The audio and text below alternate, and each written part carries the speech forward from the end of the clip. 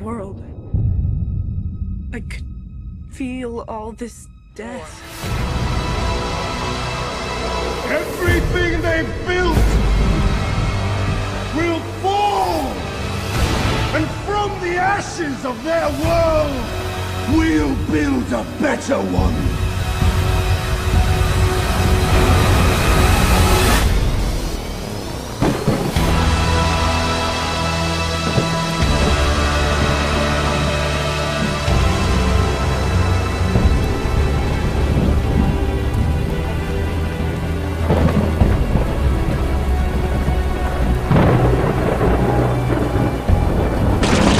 Overnight, central Indiana and Florida hit by golf ball-sized hail. Oh my God! Plus heavy rains sinking this car. 3 reported tornadoes yesterday in southwest Kentucky. Several homes sustained damage in the area. An Easter weekend blast hitting the west and the Central Plains with up to a foot of snow, with power outages to thousands of homes and businesses. It's the weight of the branches breaking and falling, especially in some of the older parts of town. That storm whipping up winds in Kansas, where firefighters are still battling the largest fire in state history. More than 600 square miles in Kansas and Oklahoma destroyed. Semi-engine 2 responded with Keystone for a houseboat fire. And in Springs, Oklahoma, firefighters battling a fire at Keystone Lake's Pier 51 on Sunday night. Authorities saying the flames began on a houseboat and spread to others and the dock itself. Firefighters rescuing several bystanders trapped on one side of the jetty. No one, luckily, was injured. A pair of new earthquakes is rattling nerves this morning in Oklahoma. Both are a greater than 4 magnitude and struck near Crescent, that's north of Oklahoma City. There are no reports, though, of damage. The first quake hit just hours after the release of a disturbing new government report. It shows seismic activity in parts of the country's midsection are now as dangerous as in California and Alaska. For the first time, government scientists are including man-made quakes on their earthquake hazard map. CBS News science and futurist contributor Michio Kaku is a physics professor at the City University of New York, and we're pleased to have him this morning. Good morning. Morning. So Oklahoma could be like California. That's right. Ground zero could be Oklahoma, Kansas, Texas, Colorado. 7 million Americans could be affected by this report, which is a game changer. Human-induced man-made earthquakes. The number of earthquakes in the area has gone up by a factor of 100. From just a handful per year to 1,000 just last year in Oklahoma alone. Why? What's happening? Well, first of all, the good news. The good news is that we could all enjoy the falling oil prices. Oil is like less than $40 a barrel. That's a game changer in foreign affairs. But the bad news is the injection of wastewater, a byproduct of oil exploration. The injection of wastewater into the ground helps to lubricate the fault lines and expand them by overpressurizing them. And that, we think, is causing this sudden rash of small earthquakes, up to 5.6 in Oklahoma and elsewhere. What's the number for earthquake that you have to pay attention to? Well, according to FEMA, the government, if a 5.6 were to hit Dallas, Texas, the damage will be $9.5 billion. And so we're talking about a considerable amount of economic damage if it hits a large metropolitan area. So are you suggesting we stop this kind of oil exploration? No, there are measures that can be taken. For example, we can perhaps do injection of wastewater away from known fault lines, away from populated areas. We can do more recycling of the wastewater. There are fixes that we can do, which would, of course, raise the price of oil a bit. But I think it's a small price to pay for safety. One of the more clicked-on stories of the day, Volcano Pavlov out here in the Aleutian Island chain. One of the most active volcanoes in Alaska in general, but now erupting over the weekend. Over 8,000 feet tall. There is Pavlov volcano and also its sister Pavlov, but the eruptions now going over 20,000 feet tall. That ash cloud is all the way into the sky. Here's a picture from Cold Snap. He was in an airplane flying from Dutch back to Anchorage and saw this. This is that ash cloud in the sky, 20,000 feet tall in the sky, so planes are going to have to fly around it. And you understand, over Alaska, there's a lot of planes in the sky flying across the world.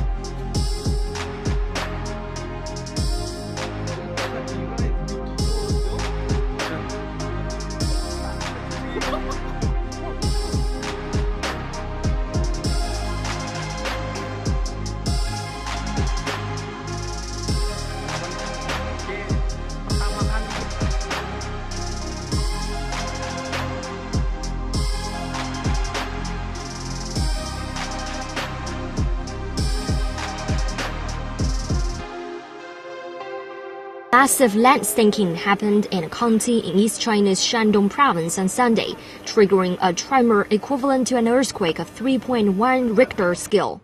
59 houses have been damaged and people around the sinking area have been evacuated without any hurt.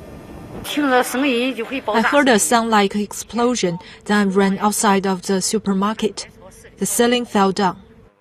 An initial investigation found that collapse of a mine area caused land sinking of an area of 600 meters north to south and 500 meters east to west. The collapse is the second in another gypsum mine collapsed on December 25, 2015, killing one miner and leaving 13 others missing. There are growing concerns about an outbreak of a rare blood infection. It's spreading across Wisconsin and Michigan, and so far, it's linked to as many as 17 deaths. Dozens more have been sickened. The bacteria is called Elizabeth Kingia, and the CDC is working to find out where it is coming from. Here to explain is CBS News medical contributor Dr. Holly Phillips. Dr. Phillips, good to see you. Great to be here. So tell us about this. Where is it coming from, and what is this bacteria? Right. So it's called Elizabeth Kingia. It has such a strange name because it's actually named after the microbiologist who discovered it. Her name was Elizabeth King, hence Elizabeth Kingia. This is not a new bacteria, although the strain that seems to be spreading now in Wisconsin is a slightly different one than we're used to seeing. It can cause serious blood infections or meningitis, but generally we see 5 to 10 cases in every state every year. But just since November, we've seen more than 50 cases in southern Wisconsin and a huge number of deaths. So this is truly considered an outbreak. One death is too many there. Right. What are the risks, and who's at risk, I should say, and what are the symptoms? Sure. Now, the symptoms, because it's linked with meningitis and blood infections, you get fever, chills, you can get neck pain, headache, and even skin infections. Now, the people most at risk for very serious illness or death from this are newborns, the elderly, people with compromised immune systems or underlying illnesses. For people who don't fall into those groups or who are otherwise healthy, you'd probably be fine if you contracted it. But still, we need to be extraordinarily vigilant. The average age of the people who've died in Wisconsin is about 77. So it's affecting the older population. And again, where is it coming from? The source, so important. Well, that's why we're really talking about this. That's why it's making such big news. Now, the CDC has sent an entire team up to southern Wisconsin to try and figure this out. Usually the bacteria spreads in healthcare settings. So think things like nursing homes, assisted living centers, hospitals. We're not seeing it only there. We're seeing people who've been in their homes get it, as well as some people who've also been in clinics. It cannot be transmitted person to person. It usually spreads in water sources. But again, it's not following those rules. We're not necessarily seeing it in sinks. We're not necessarily being able to find it in air conditionings. So now the experts are really trying to look at food sources or even personal hygiene products, things like lotion, toothpaste. They're really trying to turn over all the leaves to see where they can find out what the source might be. And real quick, the most important question, can it be treated? It can be treated. However, it is resistant to a huge number of antibiotics. So probably the main thing the CDC wants to get done is making sure the medical community out there is perfectly aware of this illness so that it gets diagnosed quickly and the right antibiotics are started. Also, the faster it's diagnosed, the faster we can try and figure out what the cases have in common and then try and discover what the source is. All right, Dr. Holly Phillips, you're the expert. Thank you. In Port Huron Township, this is video from Chopper 7 over the area of Minnesota and Dove. You can see the road, some of these mobile homes and yards flooded from the heavy rains. Maintenance crews are using portable pumps to try to clear the streets of all that water down there. The firefighters say no one was stranded in vehicles, fortunately. The officials also monitoring the Black River. The death toll of Americans killed in last week's attacks in Brussels has risen to at least 4. Justin and Stephanie Schultz died in the airport blast. The State Department confirms 2 other Americans were also killed, but did not name them. The Belgian health minister now says 35 victims of the terror attacks died. Police in Brussels clashed with hundreds of protesters Sunday at a memorial for the victims. The so-called hooligans denounced ISIS in a chaotic rally. Alan Pizzi's in Brussels as prosecutors announced terror charges against 3 people arrested in those weekend raids. Alan, good morning. Good morning. The latest raids add to a growing body of evidence that the Brussels and Paris bombings were carried out by a Europe-wide network of terrorist cells that the security forces are only just beginning to figure out. Even as the police were conducting at least 13 raids against suspected terrorist hideouts, they had to contend with a right-wing demonstration at a memorial to the bombing victims on Sunday. The near riot came as news broke of a controversy over police phones having crashed for reasons as yet unclear during the attacks last week. At least 3 more men have been charged with terrorist activities. A man shot by police at a tram stop in Brussels on Friday has been charged with involvement in a terrorist group over a foiled plot in France. He was caught in the same suburb where police raided what they said was a bomb-making factory. There is intense speculation that the mysterious man in the black hat, picked up on a CCTV camera before the suicide attacks in Brussels airport, is a suspect identified as Faisal Shafou. He's now in custody, charged with terrorist murder. And more evidence of just how widespread the terrorist networks are has emerged. 4 men were picked up over the weekend in the Netherlands in connection to fresh bombing plots in France. Italian police detained a man of Algerian origin for allegedly being part of a forging ring that provided false documents to the terror cell linked to attacks in France and the subway and airport bombings here.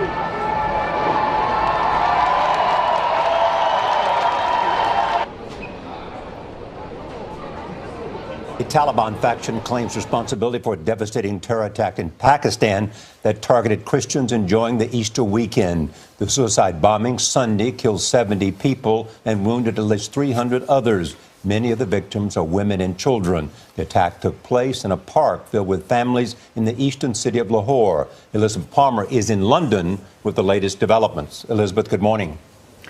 Good morning, Charlie. Lahore is one of Pakistan's most sophisticated and liberal cities, so really it's another planet from the poor rural areas under the control of extremists. In the confusion, ambulances loaded up the injured, while desperate parents searched for lost children, hoping they wouldn't find them among the dead. Only hours before, this had been a crowded amusement park. The bomber wanted to kill the Christians in the crowd, celebrating Easter. Afzal was at the scene.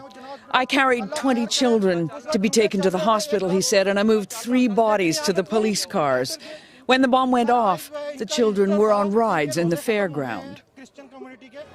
At the hospital, though, it was clear that the victims included both Muslims and Christians. Families watched over young survivors. They were the lucky ones. Professor Mahmoud Shaukat.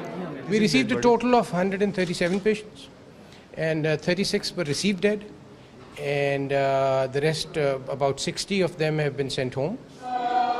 Today, as the funerals get underway, Christians across Pakistan will be watching. Already a minority, this attack makes it clear they face violence aimed at them specifically because of their faith, and it adds fear to the grief. At the fairground, police have begun their investigation, but the basics are already known. Jamaat-ul-Ahrar, a breakaway Taliban faction, has already claimed responsibility for this atrocity. And not only that, the group is already warning it's planning more of the same. Now, this morning, Pakistan announced that they are setting up a special paramilitary crackdown across the whole region around Lahore. All right, getting some breaking news for you here on CNN. Coming out of Washington, D.C., we have learned, and listen, let me just be perfectly transparent with you. We don't know a lot at the moment, but the Capitol building there is currently on lockdown. This is according to alerts from within the U.S. Senate. Let's try to make sense of what exactly is happening right now. I have Manu Raju, who's standing by with hopefully a little bit more. Manu, what's happening? Hey, Brooke, we really don't know a whole lot. We're investigating reports of shots being fired near the Capitol. We do know that U.S. Capitol Police and D.C. Metro Police are investigating these reports of shots being fired and that there is a shelter in place in the Senate. Now, we got this notice from Senate Alert saying that gunshots have been reported in the Capitol Visitor Center of the Capitol building. And of course, that is right in between the House and the Senate. And this shelter in place, according to the Senate Alerts, is requiring staff and visitors in all buildings of the U.S. Capitol complex to immediately shelter in place. That means to lock all doors, stay away from windows and the like. But again, we don't know a lot of details. We're still looking into this, and as well as the police are. And of course, we'll bring that to you as soon as we know. But as we know, this is a heavily fortified area. There are a lot of police in that area. And right now, members of Congress are actually on recess. So probably not a whole lot of lawmakers. But as soon as we figure out more information, we'll of course bring it to you. The halls of the Capitol erupted. Visitors ordered to flee as shots ring out. Hill workers told to protect themselves. Catherine Leff was in that crowd. All of a sudden, it's like hell broke loose. I mean, just police everywhere with guns drawn, people running and screaming, and people just, dropping to the ground. The entire Capitol compound on lockdown. Police with guns drawn, doors in the Capitol barricaded. This is the east side of the Capitol. We're flanked by the Supreme Court and the Library of Congress. This incident happened right in front of the Visitors Center, which is just past that van with the blinking lights underneath the stairs. In that Visitors Center, where those hoping to enter the Capitol have to be screened, at 2:39 this afternoon, a man approached the conveyor belt and screening machine when suddenly he has what appears to be a gun.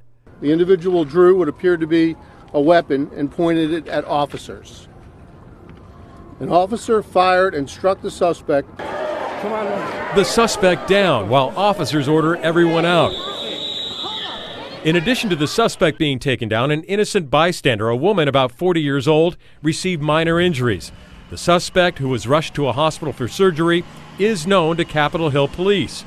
He is Larry Dawson, who was charged after an outburst last October in the House chamber. By 3:40, the lockdown lifted, just an hour after that frightening shooting in such a public place. Sounds kind of scary. Yeah, it was, but we're all okay, so that's a good thing. And David Curley with us live tonight from Washington. David, you reported this man was known to authorities, and today was a big day for families and their children in the Capitol. The Easter egg roll over at the White House a short time earlier. Yeah, just down Pennsylvania Avenue, they handed out 35,000 tickets, David. It's one of the biggest days at the White House. There was concern at the White House. They never did lock it down as this situation went through the day.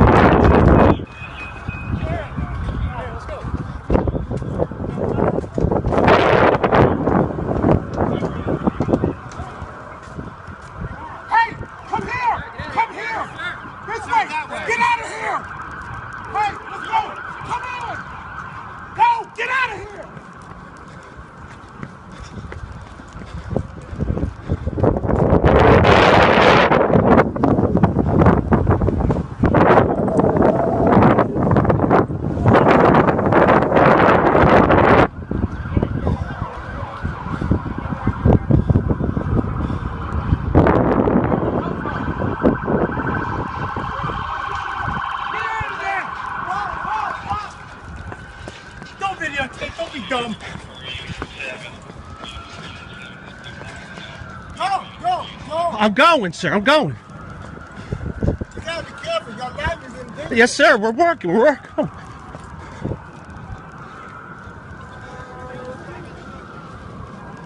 take the gunshots? I don't know.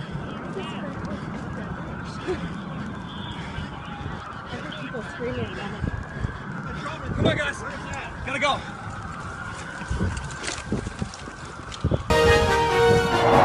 Mark this down. I have a pretty good idea of what you're going to be doing on August 21st, 2017. It's a celestial event. That day, there will be a total solar eclipse. That's where the moon blocks out the sun. And according to experts, one of the best places in the nation to see this is going to be St. Joseph at 1:06 on a Monday afternoon, providing, of course, the weather is clear. Now, in St. Joseph, the eclipse, or the totality as they call it, will last for about 2 minutes and 40 seconds. That's a long time in this eclipse. A lot of us think that solar eclipses only happen in exotic foreign locales, but this will be a coast-to-coast solar eclipse sweeping from Oregon across the nation through South Carolina. It's the first time this has happened in the United States in 99 years. Everybody in the lower 48 will be within a day's drive of this, and a big chunk of our viewing area will be able to see it from their own yards. So it's August 21st, 2017, next summer, a solar eclipse right here.